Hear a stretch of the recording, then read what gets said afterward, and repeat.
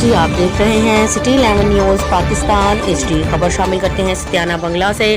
ہمارے bureau chief نادر خان کی report کے مطابق ملک بھر کی طرح ستیانہ بنگلہ میں ماسک لازمی قرار دینے کے لیے دفعہ 144 نافذ کرنے کا فیصلہ۔ تحصیلدار چودھری افضل گجر اور عباس پٹواری اور دیگر افسران نے ماسک نہ پہننے والوں کے خلاف کارروائی شروع کر دی۔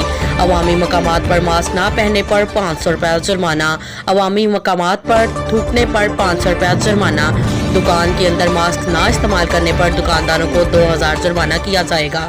دکان میں سماجی فاصلہ برقرار نہ رکھنے پر بھی 2000 روپے جرمانہ کیا جائے گا۔ بس میں 3000 روپے جرمانہ، کار میں 2000 روپے جرمانہ، جبکہ رکشہ اور موٹر سائیکل پر سماجی فاصلہ برقرار نہ رکھنے پر 500 روپے جرمانہ کیا جائے گا۔